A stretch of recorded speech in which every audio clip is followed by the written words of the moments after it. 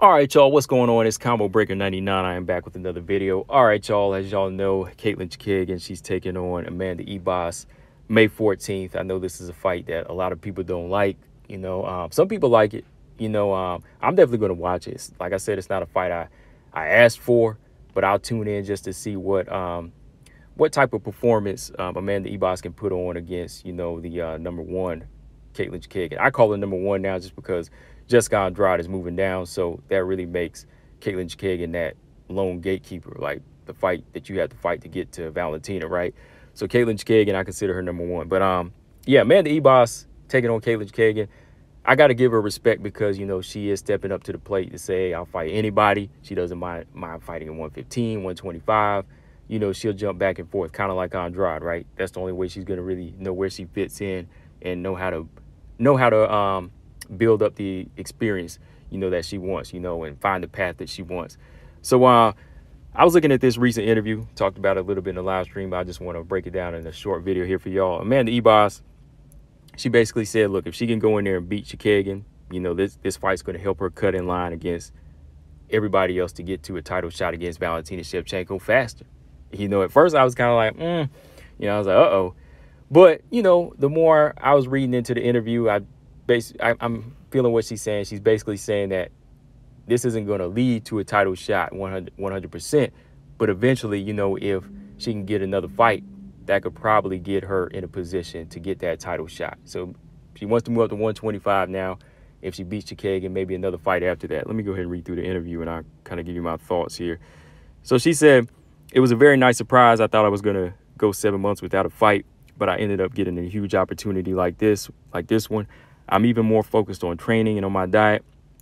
I want to make the best out of this opportunity. She's a number two ranked flyweight, and that's huge. I could really cut in line if I do a good job in this fight. So basically, like she said, if she goes in there, probably scores a dominant win over Katlyn Chookagian, that could probably definitely build her stock up to make people say, okay, forget me. Hey, we got our eyes on this girl right here moving up, right? So if she does a good job, she can, advance.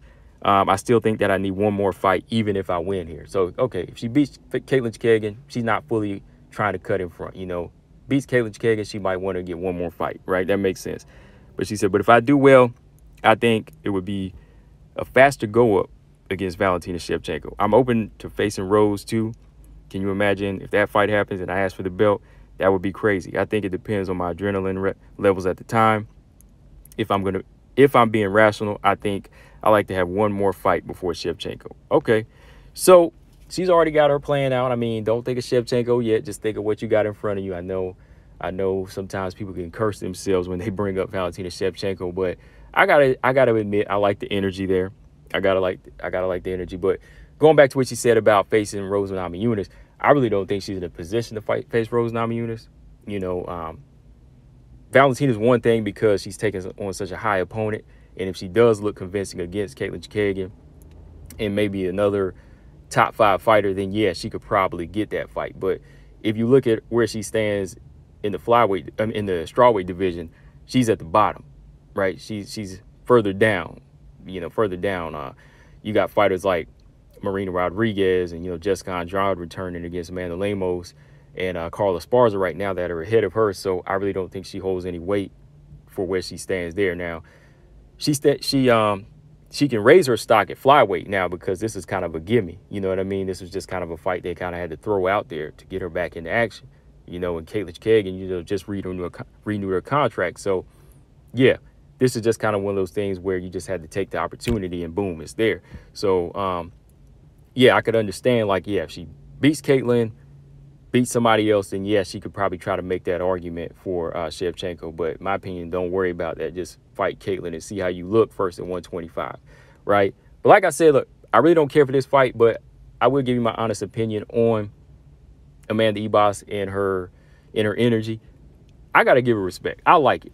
I like how she's talking right now because she's actually giving us the talk that we want to hear from the ladies in the flyweight division that have been there longer. The full-time flyweights, let's put it that way. The full-time flyweights, they really haven't been calling out Valentina Shevchenko like this or mapping it out, right? Only a few fighters have, Manon has, Taylor, she's there now. some of the fighters at the bottom, you know, they're saying eventually I'll get there. But somebody like Amanda Ribas, she's already saying, look, if I do good against Katlyn Chookagian, maybe one more fight, and then that'll get me towards Valentina Shevchenko. That's what I want to hear from everybody else. I don't necessarily want to hear from her, but I got to give her respect because she's bringing that energy. And listen to the words she's saying, too. Look, this could help her cut in line.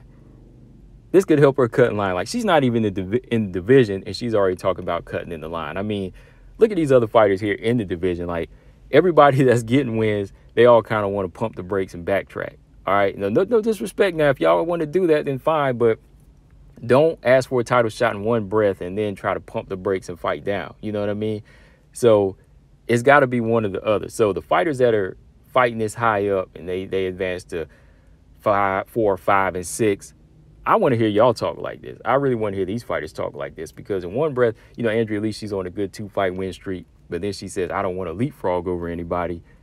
But to me, Andrea Lee stands in a better position to ask for a title shot, you know. I mean, not off the Calvillo and Shevchenko win alone, but if she was to beat Viviane Araújo or, you know, go in there and beat somebody else, she should be talking like this. You know what I mean? Like, she should be saying, okay, like, if I look good against Viviane Araújo, I should be getting the title shot next. Or if I beat Viviane Araújo, I'll fight Manon Fiorot, you know, to secure that. Or I'll fight Alexa Grasso to secure that title shot next. That's what you want to hear from them. But, you know, they're actually saying, I don't want to cut in line.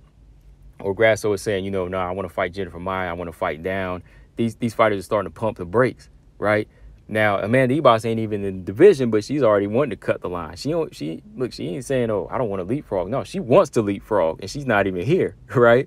So I got to give her respect in that factor that, you know, she wants to take the chance. You know, she wants to challenge herself, and she wants to better herself as a fighter. And I mean, sometimes that's the way you got to go. You know, sometimes the slow process ain't going to work. Sometimes you have to take a chance and go in there. I mean, she took a chance against Marina Rodriguez, you know, got knocked out. She came back, beat Verna Jandiroba. She learned from it, right? It was probably a good experience for her. Some fighters, they just learn that way, like Juliana Pena. Like, if you look at Ribas, she might be the similar type of fighter like her, you know, a little bit reckless, but a real hardcore fighter, somebody that likes to step into the fire. They get burnt once, they say, okay, fine. You know, let me get the right suit on to get back in there and, you know, I can walk through the fire, can walk through these flames and make it. You know what I mean? So Ribas might be that type of fighter, you know, where she just wants to go in there, fight the best now, evolve and learn from it. Then you'll see her down the line, maybe grab one of the belts, whether it's 115 or 125, you know? So I just like the energy she's bringing. You know, she's making sure that she's on weight for this fight. So who knows, she might be able to go in there and pull it off.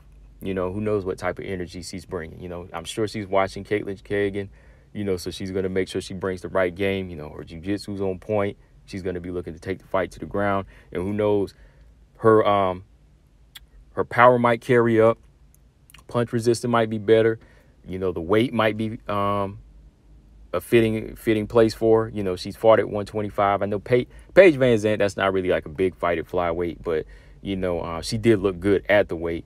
But who knows? You know, who knows what she can pull off in here if she just feeling hype for this fight. You know, I know the fans aren't, but of course she is because this could get her where she wants to be, right?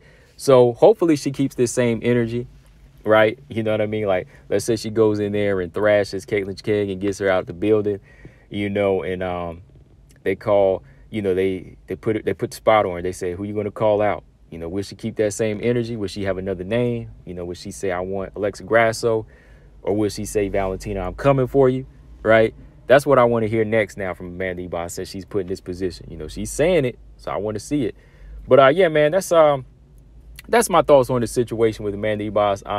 I just want to hear more fighters that are in the flyweight division, the full-time flyweights, talk like this because that's the only way they're really going to get what they want.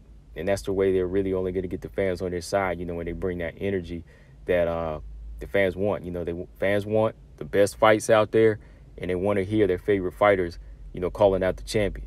You know what I mean? So that's what it is, guys. Let me know in the comment section what y'all think. Combo Breaker 99. I'm out. Subscribe. Peace.